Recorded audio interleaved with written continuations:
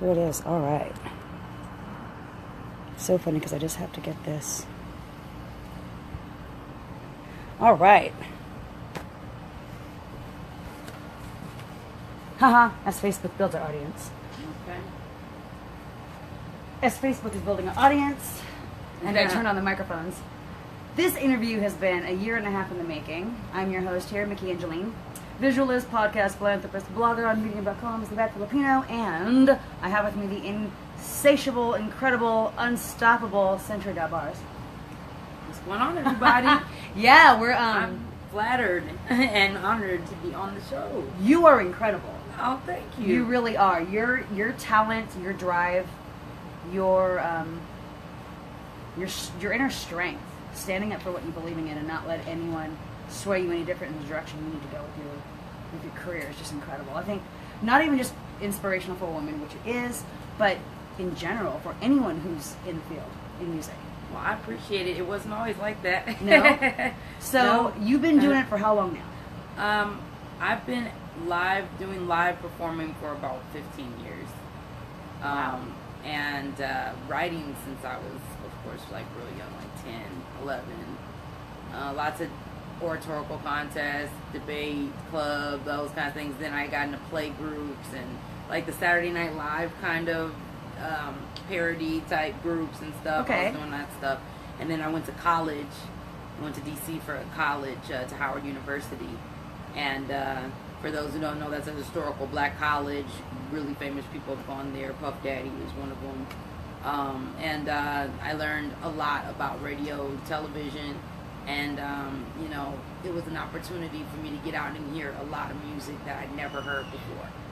Coming from Midwest Detroit, it was like you got what was popular on the radio from like all sides, but you're not hearing like local people putting stuff together and putting through music. So I kind of was a late bloomer to hip hop, and that was what introduced me to it. And then just getting with people on campus and getting in little crews and battle rapping and doing things like that. And then just from there, I just kept going. So then, what inspired you so young to write? You said 10 and 11 years old. Yeah. What were you writing about at 10 and 11? Right? I always had a lot of feelings. I think I'm just somebody that's always had a lot of feelings, always very expressive. I grew up in a single parent home, so I had, a lot of, kind of hidden anger, first at my dad not being there a lot. And then just kind of figuring out I was different than my other friends a little bit, not kind of knowing I was gay yet. And just being angry a lot and just wanting to express how I was feeling. So I started interning at a radio station, and one day somebody let me get some music software, that old ACID 2.0 program for like Windows 98 type stuff, right? And, that's a bit ago. Went on there and started making like little wave beats and stuff like that, and then synced it to like a mini disc. A little, if you remember the mini disc players that had the little, they were kind of like little cartridges. Yeah. And I would upload my little tracks. Like I had little albums back then on the mini disc player. So I would write the hip hop lyrics I was hearing on the radio down. Like stop the tape, play the tape, stop the tape, right? That was how I was learning the lyrics back then. Okay. And then I would just try to rap them over again, and then do them over those other beats. And then I started taking instrumentals from like the singles, like the tapes back in the day, and like rapping over them. Cassette tapes. Man, yes. Those are the days. I can remember trying to record a song because I'm a lot older. I can remember trying to record music from the radio, and what I mean by that is I just held my little recorder close to the radio. Yeah. So the recording is crappy, but I have the song. Right. And then you're like, stop, DJ, you keep talking in the beginning, and I want, like, you remember those? Like, do you remember the box? Yeah. Box? Yo, my mom used to, oh my God. I don't know, I'm not going to curse. I was like, but she used to be pissed because I used to order, and that's when we went to the house phone bill. I'm dating myself. But when you would have those like 1-800 numbers to the order landlines. the songs. Yes. Yeah, and I ran up the bill ordering hip hop videos over and over and over again, and I just could tell it was a love for it. So that's when you knew. Yeah, that's when you knew. So then, because you said you learned about radio and also about sound engineering. Did you say that right? I went to Howard University for radio, TV, film. I went 3 years there, and then I went to the Art Institute of Atlanta in 2005, 2006 for audio production. So I did a lot at a young age, moving state to state. Like I was going DC, Atlanta. I lived in New York for a little bit, Philadelphia, and then Cali. So yeah, it's like I was you've been real here what, nomadic. 9 years? Been here. It'll be 10 years in December. Yeah, 10 years, and 8 of those 10 years I've been performing out here. Yeah. So I'm guessing, of course, all the schooling that you've done has made you a really well-rounded artist and musician, because you're seeing it from the perspective of outside of just creating it, and right? I just try to stay up with the know, you know, like I like to know where things came from, you know, how, you know, we didn't just get cool hip hop out of anywhere. Like it has origins. I respect the OGs that brought it, and like I like to know all the facets, the b-boys, the graffiti, the fashion, all of that with hip hop, the elements, and you know, I just feel like a lot of people don't understand how much culture Sacramento has here in the community, and how much it's just absent other places. I got real knowledgeable actually about hip hop after I moved here. Really? To Sacramento? Oh yeah, like I think probably the bulk of real hip hop that I learned about, and when I say real, I don't mean to diss any other kind of facet of it, but I really like storytelling and conscious hip hop and stuff like that. And when I got introduced to TPR, which is my crew, we all are separate entities, but together we're the People's Revolution. We're the People's Revolution. That's what that stands for. People's Revolution. The People's Revolution. And just seeing all these brothers rap about literally their own lives, where they come from, stuff they know about, stuff they believe in, things they want for change for the community. That was something like I've never seen before. So I feel like even the rapping that I used to do out there was real commercial, and just what I saw and what I grew up with, and you know, I kind of was trying to go the label route and get this, you know, go on reality shows, audition for stuff, you know. But then when I came out here and I met these guys, it was just like, wow, I can just be myself. I can rap about what I know, what I've been through. Other people actually relate to it when we perform. Oh my God, we're actually getting shows in actual places and opening up for actual people. What is this? Because that doesn't happen in all the states I've lived in. Like, you have to know people who know people who know people that get gigs and stuff like that, or pay to get gigs, like, all the time. And you don't have these little hole-in-the-wall places that just have hip-hop like that. So, because you mentioned that earlier about how it's hard for you to go back home to your hometown and get booked. Yeah. Michigan. And I want to make it clear, I don't really try either, because it's like, I feel like the product is there, I've shopped it, you know what I mean, and it's just like, different cities, different areas have different interests in genres of music and subgenres of music. And the kind of music that I do, though it's present in Detroit, we definitely have hip-hop artists coming out of Detroit. We have Big Sean that's coming out of Detroit, Eminem that's coming out of Detroit. Right. You know, but look at Eminem. He had to, like, really, like, prove himself and, like, get on battle rapping stages. And, like, the radios didn't even want to play him because he was white. Exactly. You know what I mean? Yeah. So it's like, he struggled to get heard. Most of these people, like, unless they know someone, they struggle to get heard out there because it's more like a crabs in the barrel. And it's not just Detroit, it's a lot of places out east where it's just like that. And out here it just seems so much more laid back, where, I mean, I've never just lived in a town where everybody just melts together like this, if you will. Like, I don't know, like, my friend came to visit a couple weeks ago from Detroit, and she was so astonished going to Concertine Park about how many people of different races and different places she just saw, like, all chilling and watching a concert and, you know, having beer and just, you know, it's nice for some people. It's a relief, and it made me, moving out here really, I feel like, made me grow up and made me, like, really be able to, like, see within me the stories I had to tell and how I got out of those codependent and crazy situations I was in before in my 20s. The 30s is like when the lights go up, but you're like, gosh, I wish I was 10 pounds lighter and like a little bit younger, and like when I figured all this stuff out, and then now it's like, well, we wake up one day, you're 35, and like, hey. You're like, okay. Okay. You know, I love that you said that, and thank you for saying that, because for someone who isn't actually originally from Sacramento and can recognize the diverse and the culture and the talent that's here. That is so wonderful. The sad part is the majority of Sacramento doesn't support that. The people, the powers that be. And why I say that is because I know people in not just in music here, in film here, in the arts in general, and they struggle for years to try to get grants or to get, monies put towards projects that would be for arts, film, music. And they struggle because the city isn't really wanting to back. It's just hard. And you mean to like get out there?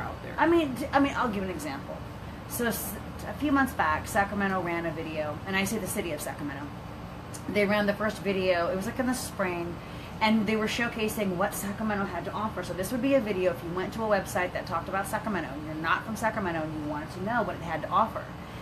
And the video focused more on like families, breweries, nightlife, like dance clubs. There was not one clip that showcased music, film, the arts, and I'm referring on a local level. Really? Which hurt my heart because we have it.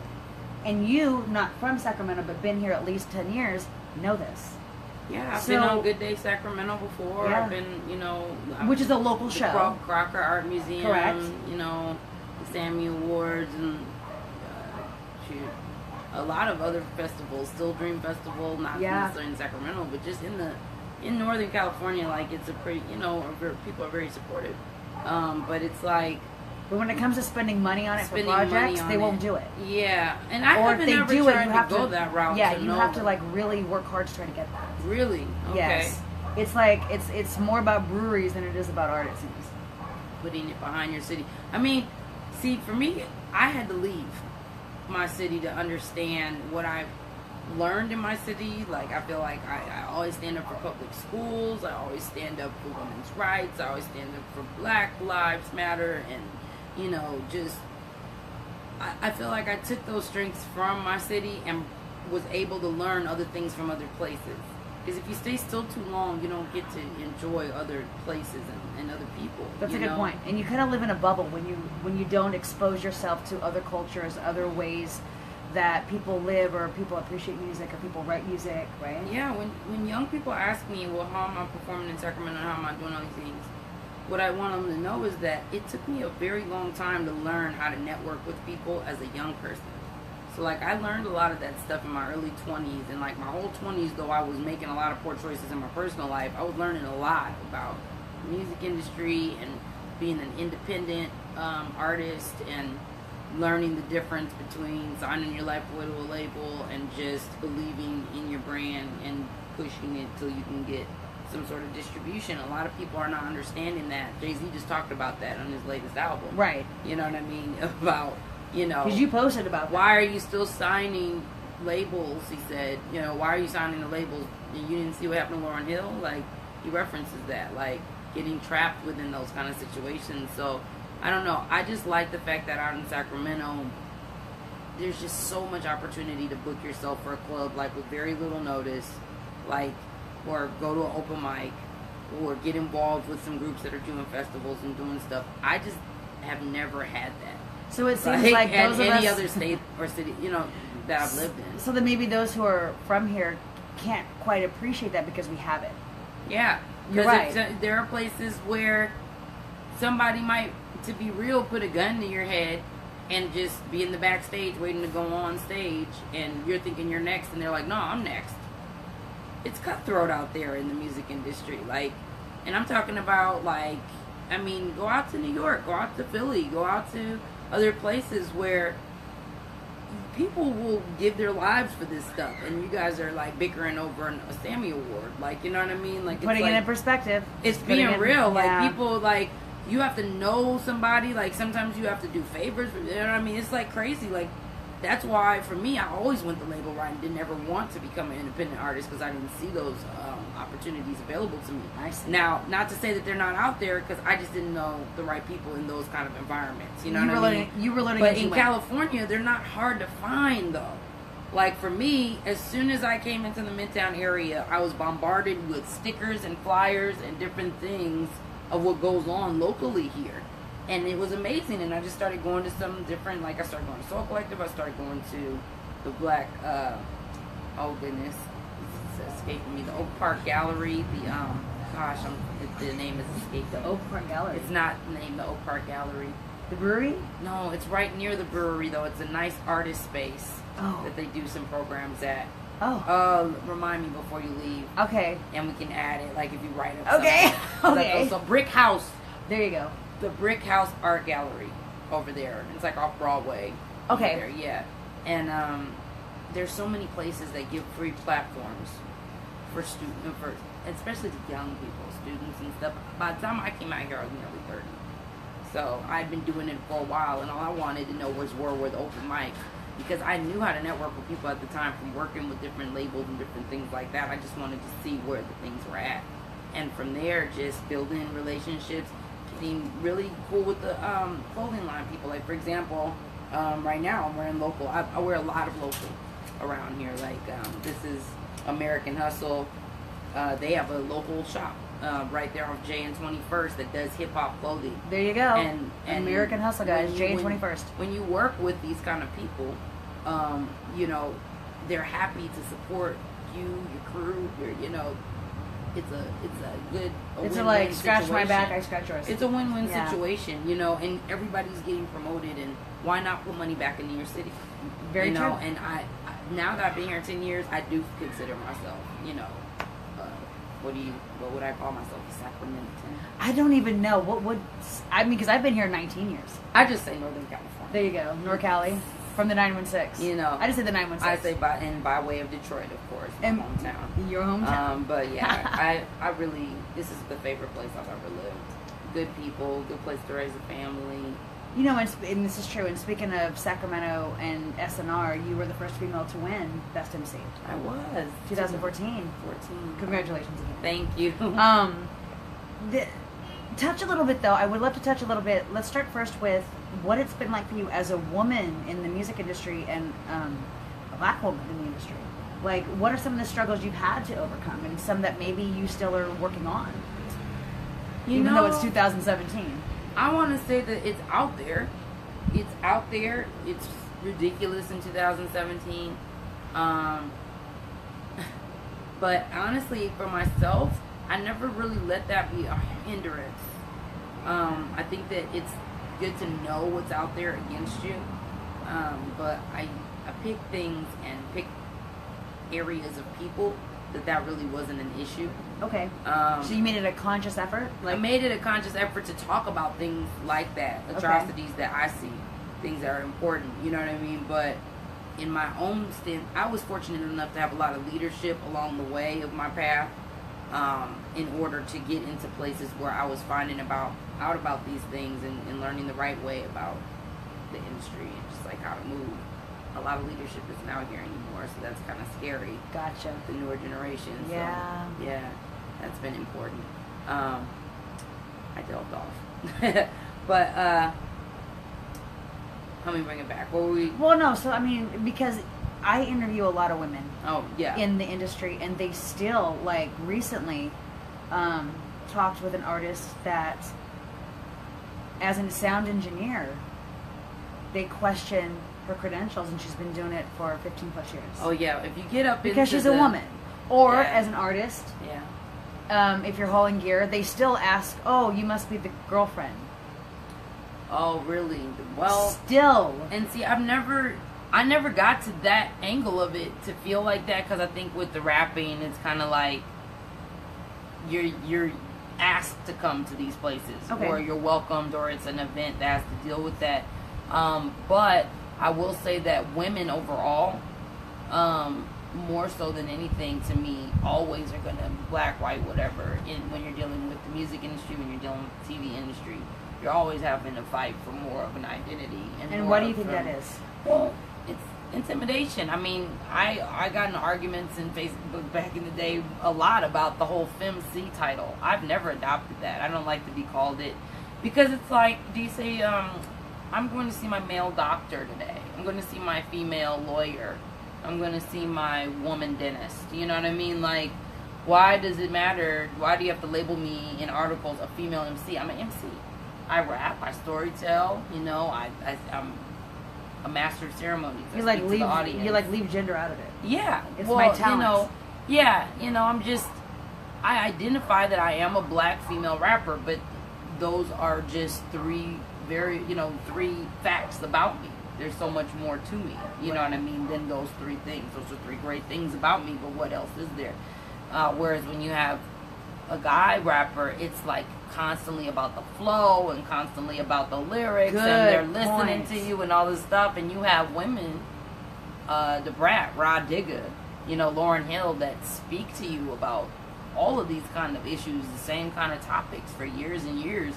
But the lyrics and stuff aren't broken down and all that stuff. Like these Rolling Stone articles lately, like Respect to Jay-Z, I love the album. But all the hoopla with all the explanations of every single track, I can't remember the last time they did that for a girl album. And there have been plenty, you know. And so, but I choose, again, it's okay to identify when struggles and when these prejudice things are out there, but you can't stay in it and use it as a crutch to say why you can't get somewhere. Good point. I constantly talk about action. Yes, we can, oh, this isn't right, this isn't right. Okay, well, that isn't right. What would make it right? What would we need to do to make you feel better about the situation? I'm just really about action, because along with codependency can a lot of the times come lack of accountability with young people. They don't learn accountability, and because they don't learn accountability, it's always somebody else's fault. It's always some reason I can't get there. So blame shifting. I'm somebody that's always had a job. No matter how bad of a living situation I was in, I always kept a job. I never got fired from a job. I've always left one to go to another one, because that's how I was raised, to take care of myself. I never let people say you can't do something because you were black, but I also chose areas that would accept me.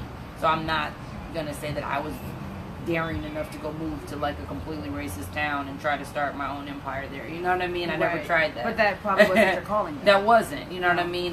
My biggest thing was, back in the day, Detroit wasn't as accepting. I loved my city, but my city did not love people like me. And my mom knew that, and it was part of the reason why I wanted to go away to college. And after college, I just moved. Gosh, I probably had like 15 or 16 apartments before I bought this house. And year after year, just moving to different places, nomadic, you know. And, so what do you mean by people like you? People that are gay, people that are in the LGBT community, QQ community. It was never even an acronym back when it was, when I was figuring myself out. Roseanne was kissing for the first time on television. Oh snap! Okay.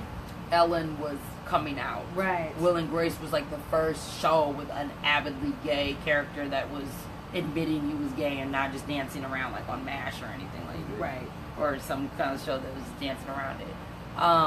So I didn't have my first experience till college. So I really didn't know at the time in Detroit that I was, but I knew I didn't like guys. Okay. So I didn't mess with her, but I just didn't like guys like that. And so I went to college, and then I figured myself out. But coming home in the summertime, and like people finding out, and people are mean, you know. Yeah. So it was just easier to stay away, and I just kind of took on Century, and eventually Century got bars, and that became who I was. But then I had to also look at, hey, you're still Courtney as well, you know. So that was like a realization. That was kind of what the last album was about. So now, touching on that as well, you mentioned a couple of the type of topics that you rap about, that you write about, and codependency being one of them. I often talk about codependency when I do my live videos, because it is something that holds us back. I think women, especially as women, I can't speak for men. I'm sure there are men that are codependent on things. I can't speak for men. But for women, what was it for you? How? I mean, several things. Are you talking relationships, like people, family, relationships? Yeah. Drugs, alcohol. You know, just bad crowds looking to just forget about whatever you're going through, type stuff, with other vices.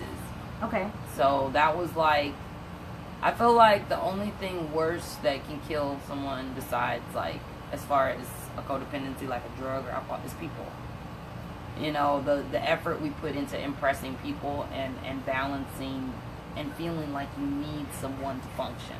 To complete. And I felt like once I figured out that I was gay, it was just like any gay person I met, it was almost like finding a rare Pokemon. And like, you just were like, oh my God. And now I'm in love with you and you can't ever leave me because I need you so much and you just love these people to death. Yeah. And then they're like, well, I kind of like this person over here. I'm only 19, you know, I kind of like other people still, whatever. And you don't get that at 18 and 19 years old. You don't get that at 25, 37, You get your feelings, well, if you don't break the cycle, yeah, you it can go as old as you want it to go. Yeah, totally. But yeah, back then it was just very hard being codependent on people, and then they leave, and then you just be so devastated because you don't know when the next person that even thinks like you. And then at the time, you know, I'm still living on the East Coast. I wasn't as confident to just walk up to somebody and say, "Hey, can I talk to you for a minute?" Yeah. I didn't get that life till I moved out here. Wow. Now it's like that in way more places, but in 07, you know, I guess, you know, no, it wasn't like that. Atlanta was kind of like that, where I lived right before here. I can't imagine what that would be like for me elsewhere, because I've always been here. Like, I've always been Northern California. Yeah. And even though when I first came out, my story, I mean, a little bit of it was I was married and I had a kid. I grew up straight. Okay. So when I first came out, I lived in a relatively smaller city, and I found myself going to San Francisco to feel comfortable. I can remember the first gay pride that I went to was in 1998, and it felt good because I could hold my girlfriend's hand and I knew no one was judging me. Yeah, exactly. Those things matter. Yeah. To be accepted. So maybe that's where the codependency grows from, because when we find a tribe or a person that accepts us, we don't want to lose them.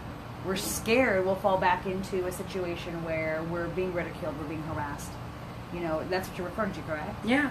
Being ridiculed, being harassed, being, you know, you couldn't do those things. You couldn't hold someone's hand. Like if I brought somebody home to meet my mom, that wasn't a thing. Like my mom was always accepting. I had a very fortunate experience with my family. It's always been supportive. But it wasn't where I would feel happy with my quality of life. Or like even still, when you go home, there's one gay club in Detroit is huge. Okay. And there's one gay club. One in Detroit. Well, I'm not gonna say one gay club period, but like for what I would like with people that look, you know, like me, or like that like the same music I like, or that are young in the same age group.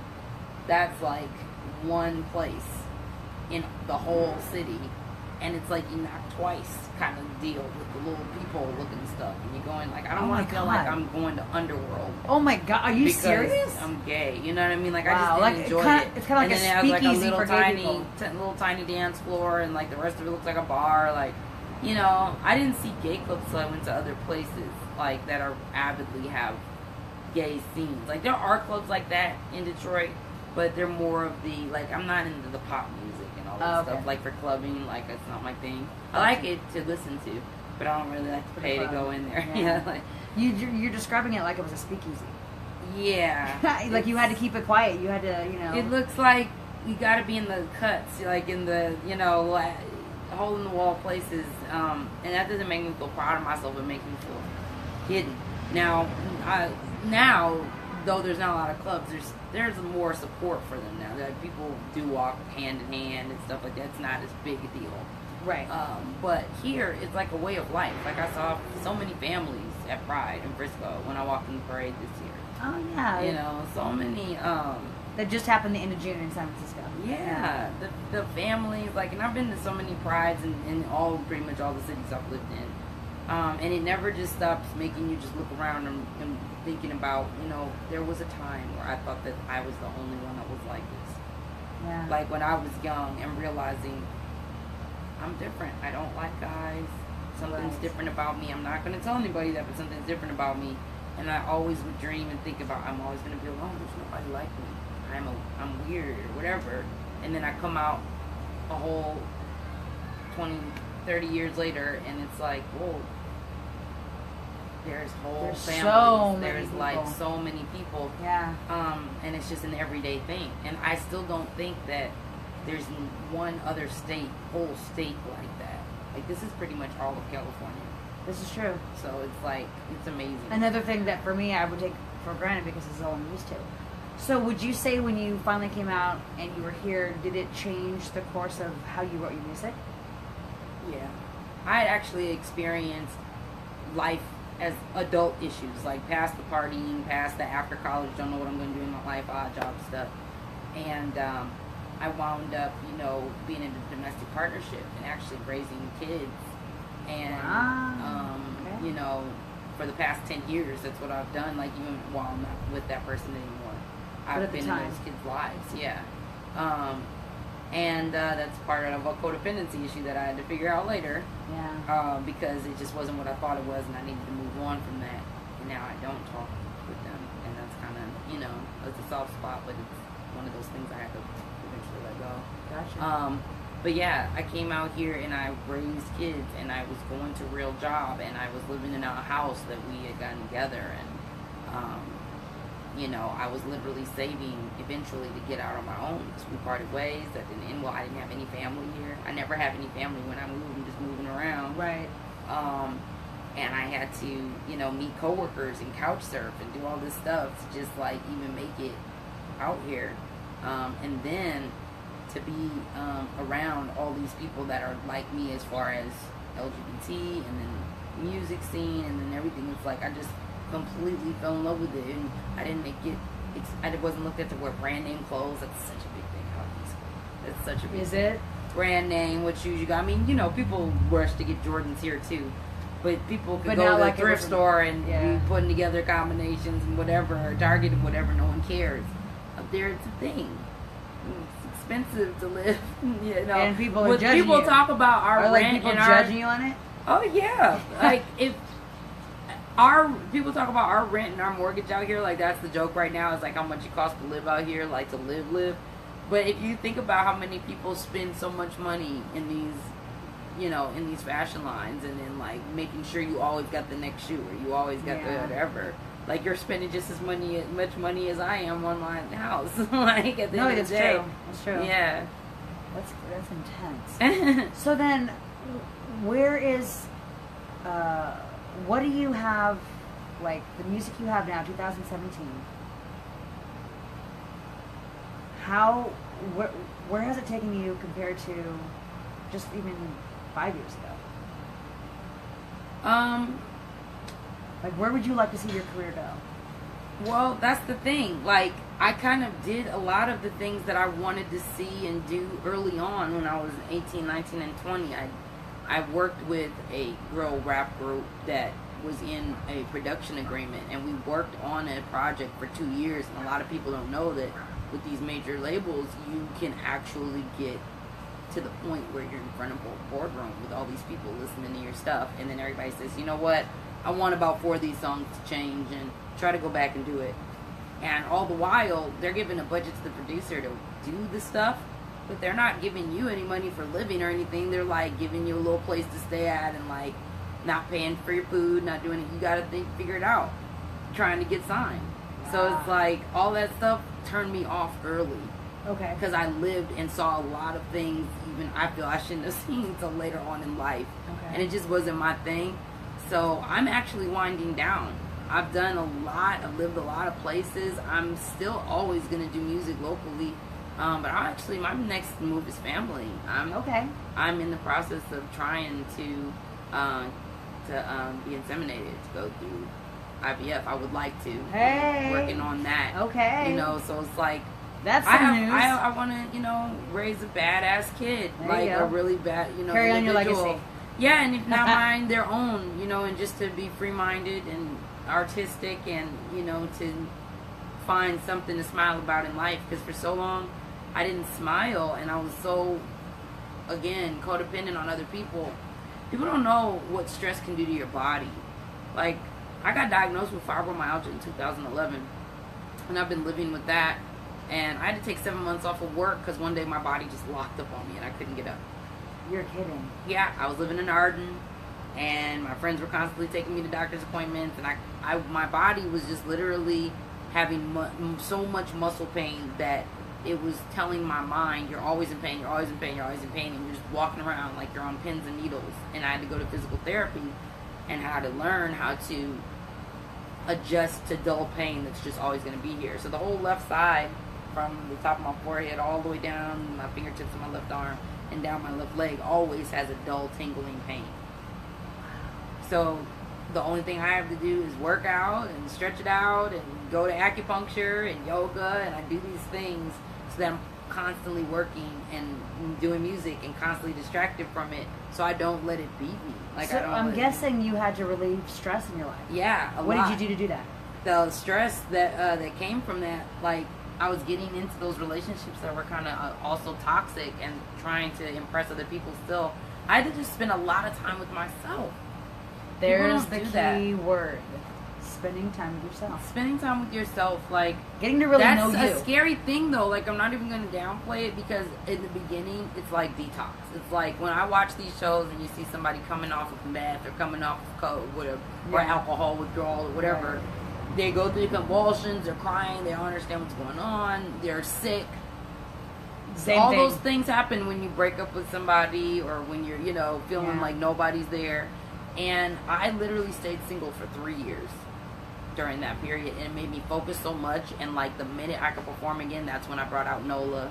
That's when I, and that's when I started performing avidly, straight. And seeing people respond to my music made me feel good about myself.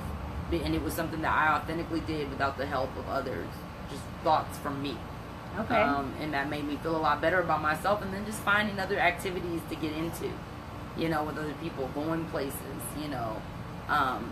places that doing activities you don't normally do, just to say, you tried, things like that you can do when you break up with somebody, and entrust friends that are your actual friends and don't just want to know your business, like people that keep your circle small. My goodness, like my circle is small.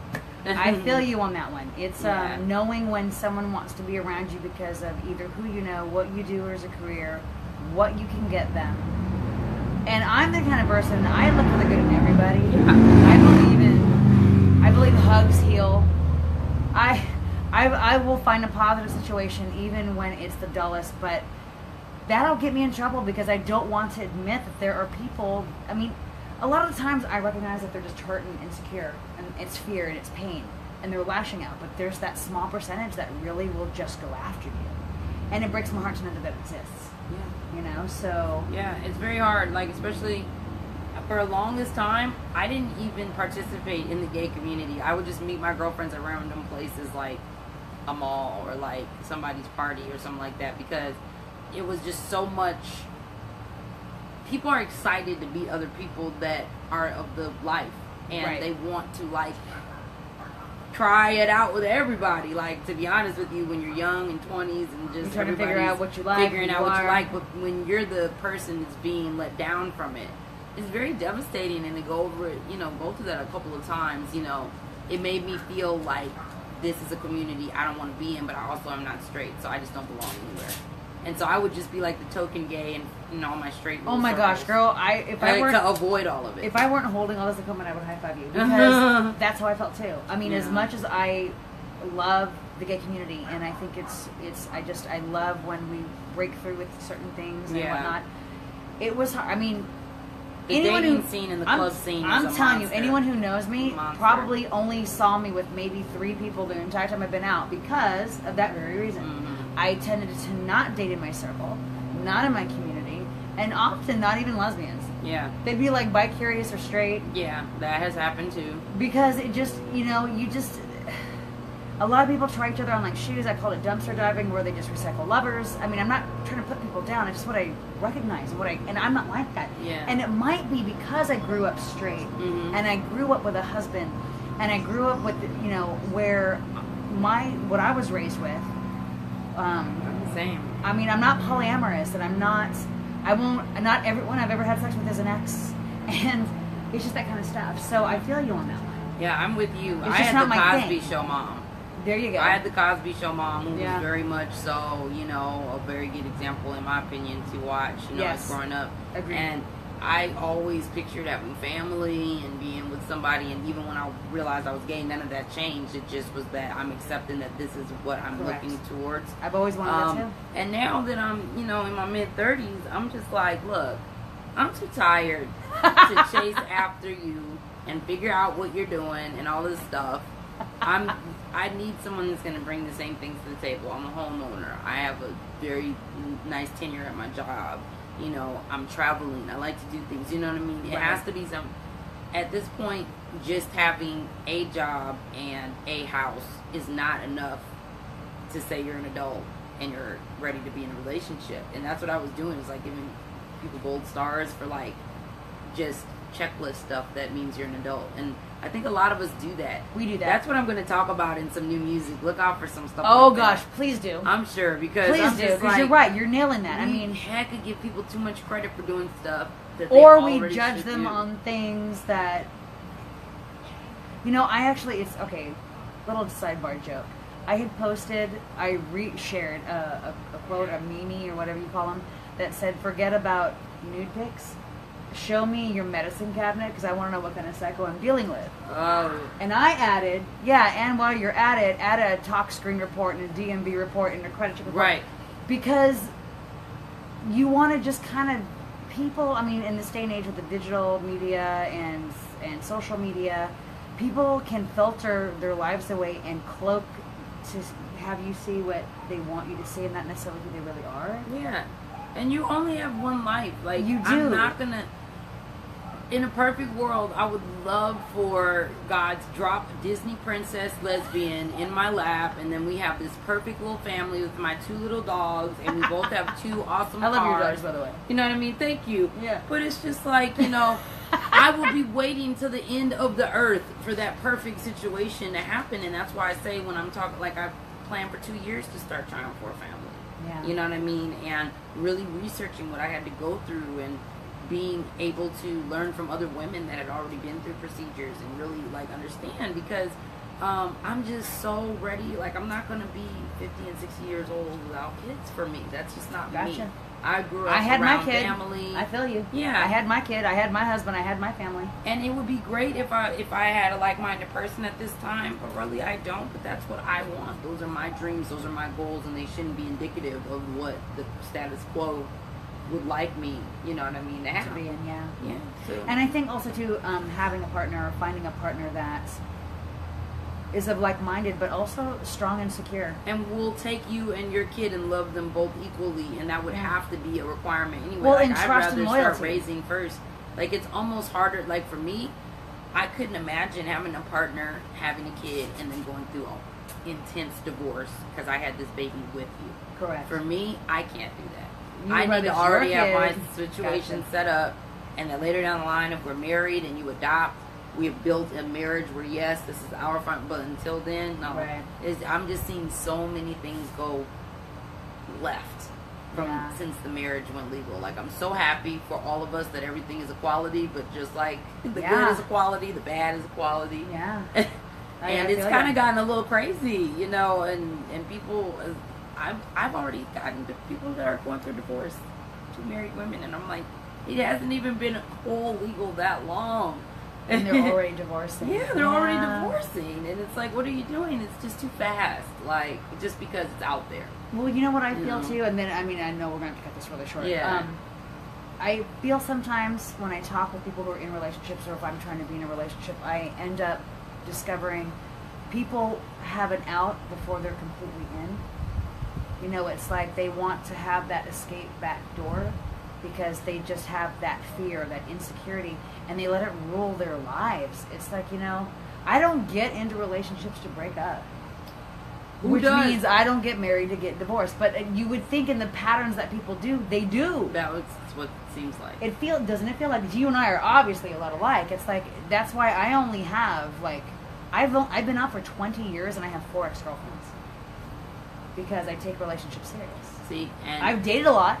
I have not done that. I've had a lot of girlfriends that I didn't know what the hell serious was. Right. And until I grew up and saw actual lesbians that were outside of the club and living real lives and raising families. In my defense, I was in a relationship with a man for 11 years. Okay. So, and the only reason it's no longer is because I came out. Yeah. We still have been in each other's lives every day, raising our kid, who's going to be 22. Mm-hmm. So I think because I had that already going for me, I already had a basis that I knew how it worked. I knew what it was to have two intelligent people, even if you were opposites. Yeah. You work on things and you compromise and you respect one another, and there's loyalty, and we don't beat each other down, and we stick to it thick and thin till death do us part. So now that I have that basis, I'm looking for that in a woman, and I'm still looking. I'm not even looking. I'm Okay. like, hey. Well, no, not now. I just meant like I would no. like to find that in a woman that I found in a man. I guess is what I'm saying. Gotcha.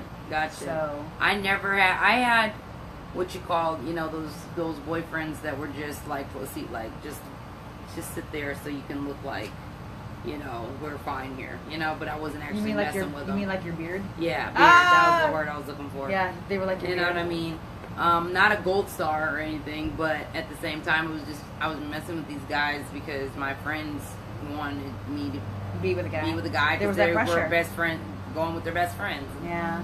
But no, figured that out later. Peer pressure. Yeah. So then, in wrapping this up, would you have any advice for, and I'm going to say, women, wanting to get into the industry with music, particularly hip hop? Do you have, of all the years of experience, what's like the best thing you can tell them? Well, I think that the best thing I would say is invest in yourself. If this is something you really want to do, go and take, like a class with someone that actually does this kind of stuff. Go shadow producers. Go ask someone, that does hip hop in your local area. Hey, can I sit in on a session? Can I watch how you do this? Can I, And as people that have been in the game, it's our responsibility. We need to stop this whole crabs in a barrel mentality and help the youth get out, because we've had our day, in my opinion. You know what I mean? At 30, I'm not going to be 45, trying to go on tour. And that's not my That's not not my your path. call, yeah. But I would love to help somebody that's 21 and trying to that's really good, who just needs some advice. Basically, mentor. Yeah, distribution. Stop signing these label deals.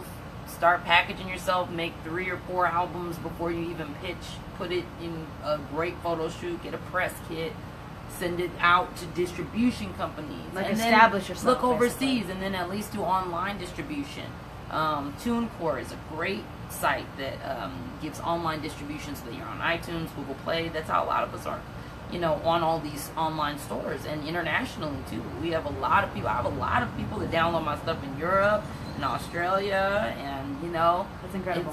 So like you have to research and ask questions, and not just try to remodel what you're hearing and seeing on the radio and on TV. Be yourself. Be authentic. That's what my advice would be. There it is. I want to thank you so much, Century Got Bars, for this Thank wonderful you. interview. And where can people find you? What's your website? CenturyGotBars.com, and you can find me if you just search the artist on iTunes, Google Play, Spotify, iHeartRadio. She's everywhere.